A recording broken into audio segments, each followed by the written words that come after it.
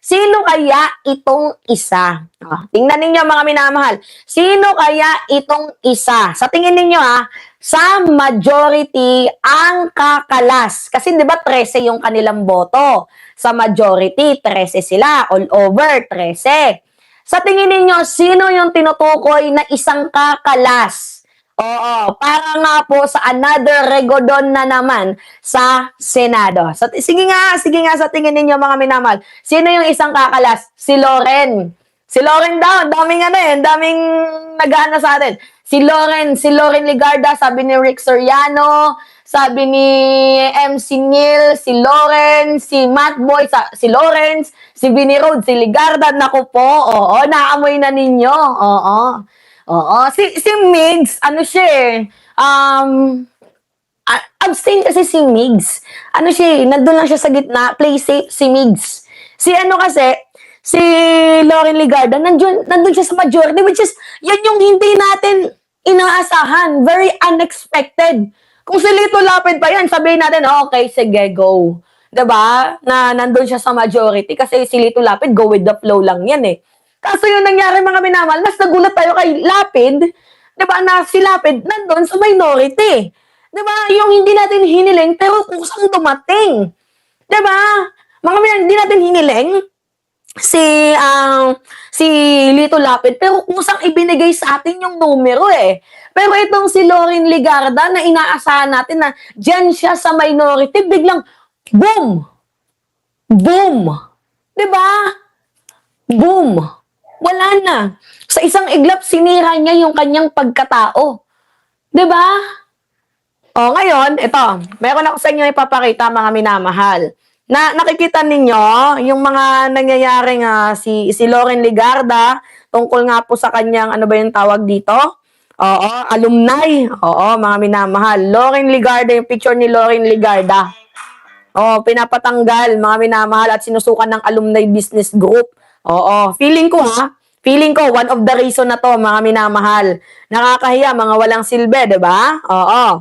O, tingnan ninyo to, mga minamahal, pakita ko sa inyo. Isang kudeta at barilan sa Senado. Binatitos ng kani-kanilang alumni sina Senate Pro Tempore Lauren Legarda at newly installed Senate President Alan Peter Cayetano. Labas daw kasi sa ideology ng kani-kanilang pamantasan ang ginawa ng mga senador. Oh.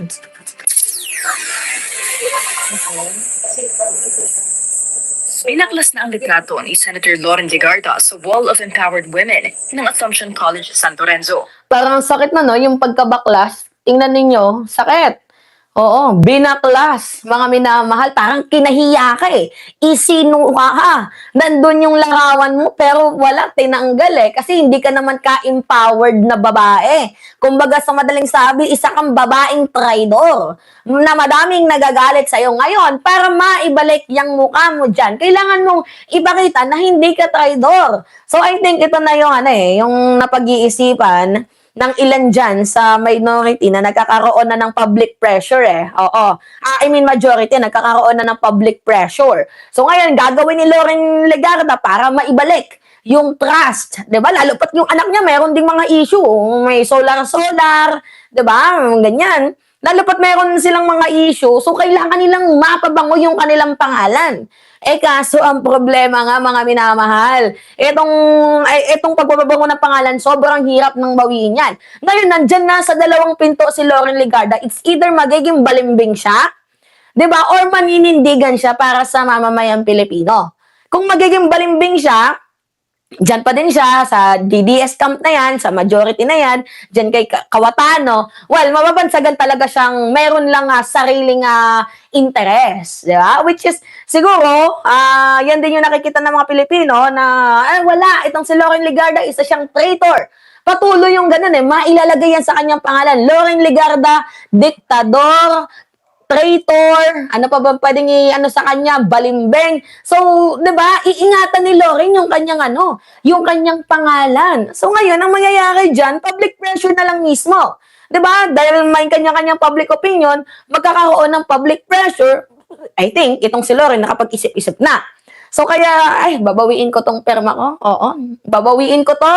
Babawiin ko to. Ayoko na. Parang nasaktan na si Lauren. Nagkaroon ata ng depression. Wala ba namang dignidad? Sabi ni Cecil Banes. Diba? Wala ba namang dignidad? So ngayon, magbabawi itong si Loren Legarda. Ipapakita niya na wag niyo nang baklasin. Totoo na ako. Magkakaroon na ng rego doon. Kumbaga, nilaro lang namin si Cayetano. 'Di ba? Si Miss Paro-Paro. Sabi ni Monsky. Oh, Miss Paro-Paro daw itong si Loren. Kaugnay ng partisipasyon ng senadora sa Senate crew noong Lunes, sinabi ng Assumption Student Council na hindi na daw ipinapakita ng kanilang alumna ang values ng kolehiyo na humuhulma sa mga lider na may integridad, social responsibility at conviction. Ang pagpapalit liderato ng Senado just in time nang maiakyat ng Articles of Impeachment laban kay VP Sara ay isang serious concern para sa Assumption dahil maaari daw politically engineered ang kudeta para madelay o maimpluwensyahan ng impeachment. However subtle o procedural, ang enabler daw ng pagharang sa hustisya o impunity ay kabawasan ng tiwala ng publiko at dignidad ng mga institusyon na dapat ay nagsisilbi sa mga Pilipino. Nalanawagan ng Assumption sa senadora na klaruhin ang kanyang mga aksyon at patunayang hindi anya misplaced ang tiwala sa kanya. Ayon sa konseho, ang Wall of Empowered Women ay nakareserba para lang sa mga kababaihang isinasabuhay ang karakter ng Assumption College. Oh, ang karakter ng kababaihan ay isinasabuhay yung well-empowered. Kaso ano yung ginawang moves ni Loren Legarda? Wrong moves, wrong turn. Diba, mga minamahal? So kahit pa ikaw ay bumaliktad, hindi na mawawala sa kaisipan ng mamamayang Pilipino na backstabber ka. Tangina mo, oo. Hindi na mawawala sa kaisipan ng mamamayang Pilipino na ikaw yung nagsuplong sa amin. Ikaw yung naglaglag sa amin. Hindi na mawawala sa kaisipan ng mamamayang Pilipino yun. Tandaan ninyo, mga minamahal. Kaya galit ang Pilipino kahit pa sabihin natin na magbaback off itong si Loren Legarda, hindi na mawawala sa isip ng mga Pilipino na itong si Loren Legarda ay isang traidor. Diba? Oh. Wala pang tugon sa Legarda dito. Sa University of the Philippines Dilema naman, nagkaisa ang 147 alumni ng magkaribal na political formation sa UPD, ang Samasa o Sandigan ng mga mag-aaral para sa sambayanan at ang nagkaisang tugon para manawagan ng resignation ni newly installed Senate President Alan Peter Cayetano. Diba? Nakakahiya. Nagtulong-tulong na yung ibang mga tao para magkaroon ka ng sariling, diba, ma-force ka na mag-resign. So, public pressure na to. Mga minamahal, public pressure na to. Pero ako kung si Loren Legarda ay itatama niya yung kanyang mali, kahit sabihin pa natin na paru-paro itong si Loren Legarda, kung itatama ni Loren Legarda ang kanyang pagkakamali, pwede nating bigyan ng chance. Kasi ang isang numero ay napakahalaga niyan. Even yung kahit hindi natin nararamdaman, si Lito Lapid, 'di ba? Hombre Garduque. Kahit si Lito Lapid na hindi natin nararamdaman yung pirma niya, napakamahalaga. Hindi ko sinasabing okay na tayo, pag si Loren Legarda maupo, okay na tayo agad. Hindi ko sinasabing ganun, may transition yan. Para makuha mo ulit yung public trust, kailangan mong magpakabait. Ipakita mo sa mga mamamayang Pilipino na deserving ka ulit ng papuri, ng appraisal, 'di ba? Ng palakpak, ng hiyawan sa kanila. Pero wag mong i-expect na kapag bumaliktad ka, okay na agad. Siyempre, mag-move on pa kami sa ginawa mo, Loren. Mag-move on pa kami sa ginawa mong katraidoran, ginawa mong kataksilan. Mag-move on pa kami. 'Di ba? Mga minamahal, mag-move on pa kami. Ngayon, kung magkakaroon man ng botohan, paano yan? Wala si Robin, wala si Bato. Tapos si Loren, babaklas na. Wala na. 'Di ba? Mga minamahal, wala na. X na talaga si Alan Peter Cayetano. So, saglit lang, nakakahiya, no? Hindi inabutan ng isang linggo. Si Senate President Alan Peter Cayetano, shortest Senate President ever ng bansang Pilipinas. Wala na, nakakahiya yun. Diba? Kabawasan yun sa pagkalalaki mo, boy. Oo. Ang dahilan, hindi raw ideolohiya o politika, kundi pawang kapalpakan umano sa isa sa pinaka-nakakahiyang episodes ng Senado sa kasaysayan nito. Sa ilalim ni Cayetano, voluntaryo raw kinuha ng Senado ang responsibilidad kay Senator Bato de la Rosa at isinailalim sa protective custody. Pero sa kabila nito, nakatakas pa rin daw ang senador. Kaya ang umano'y kapalpakang ito nasa kamay ni SP Cayetano. Tama. Hindi lang daw pagganlong ng Senado sa mga kaalyado nito ang ipinipilit ni Cayetano. Tila gina-justify pa raw nito ang unlike spectacle, imbes na i-acknowledge kung gaano kalala ang nangyari. Oo. Paalala ng mga alumni, mas malaki kaysa Totoo yan, mga minamahal, imbis na i-acknowledge, ginajustify pa nila na wala kaming alam, na yung nangyari is foul, parang foul daw, ganyan.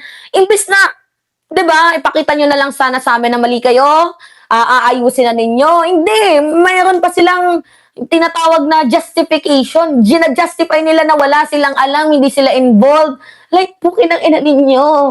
Nakita na namin kayo nantatarantado kayo tapos sasabihin ninyo hindi kayo involved. Ano kami, mga hello? Ano kami, mga bobo? Ano kami, mga tanga? Diba? Kaya sabi ni Gumahab, Kawatano is a Barbie. Totoo ba? Barbilat ka din? Yan. Friendships o coalitions ang responsibilidad. Dahil sa tuwing nakikita raw ng mga tao na bumabaloktot ang batas para sa iilang makapangyarihan, nagkakaroon daw ng impresyon na hindi naman sa katotohanan o legalidad nakaangkla ang batas, kundi sa koneksyon at alyansa. Oh. Kung may natitira pa raw na hiya at responsibilidad sa Senate President, sana raw ay mapagtanto nito ang kanya umanong ginawa at magbitiw sa pwesto. Ayon pa sa Samasa at Tugon, mahalagang ipunto na ang partido ni Cayetano sa UP na maging bahagi siya ng Student Council. Ang Tugon ay nakiisa mismo sa panawagan na bumabasa sa pwesto. Oh, diba? Tala ang Integrated Bar of the Philippines. Nagpaalala ng Senado ay isang institusyon na dapat ay labas sa anumang interes ng kahit sinong paksyon. Oh. Nanawagan din ng IBP sa Senado na gawin ng kanilang Oh, IBP na yan, Integrated Bar of the Philippines. 'Di ba? Nanawagan, nagawin yung trabaho ninyo. Kailangan lang talaga dito ng public pressure. Sabi ko sa inyo, isang mali. Oh, isang mali lang yung mangyayari. Talagang kakaldagin kayo ng taong bayan. Kaso pumitik ka pa Cayetano nandyan ka na sa pwesto, hindi mo iningatan. Pinalabas ninyo si Bato para maupo kang SP, ang ending nasira yung pangalan mo, tapos pinagtawanan pa ang Senado dahil sa kapalpakan ninyo, dinamay nyo pa kaming mamamayang Pilipino. Putragisan kayo. Yan yung hindi namin inaasahan, na idadamay nyo ang Pilipino. constitutional duties. Forthwith, hindi lang sa impeachment ng bise, kundi sa warrant of arrest ni Senator Bato de la Rosa mula sa ICC at ang mismong Senate leadership. Hindi raw tutulugan ng IBP ang mga kaganapan sa Senado. Anila, ang demokrasya namamatay kapag walang nagbabantay. Tama. Hindi lang demokrasya, pati ekonomiya ay maaari rin daw maapektuhan ayon sa Philippine Exporters Confederation. Sa isang pahayag, sinabi ng PhilExport na hindi nakakatulong ang political tension ng bansa, lalo na ang mga gulo sa Senado sa competitiveness ng Philippine economy. Diba? Madagdag daw kasi ang ingay dito sa politika sa external pressures sa investors, kaya nanawagan ng PhilExport na unahin sana ng Pilipinas ang economic agenda nito. Wala pang tugon sa mga punang ito. Malamang, hindi talaga tutugon niyang si Cayetano, mga minamahal. 'Di ba? Pag tinakwil ka ng karamihan at feel mo na mayroong something off sa'yo, 'di ba? Dapat mapatingin ka na lang or mapakamot ka, ano ba yung pagkakamali ko? Tatanggapin ko na lang ba to? Ganun na lang yung gagawin mo, kaysa naman ang gawin mo is mag-justify ka pa.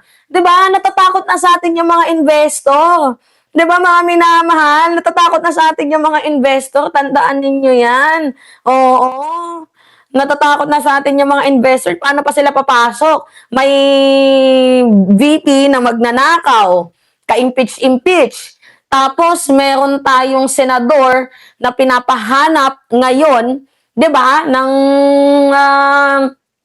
Pilipinas.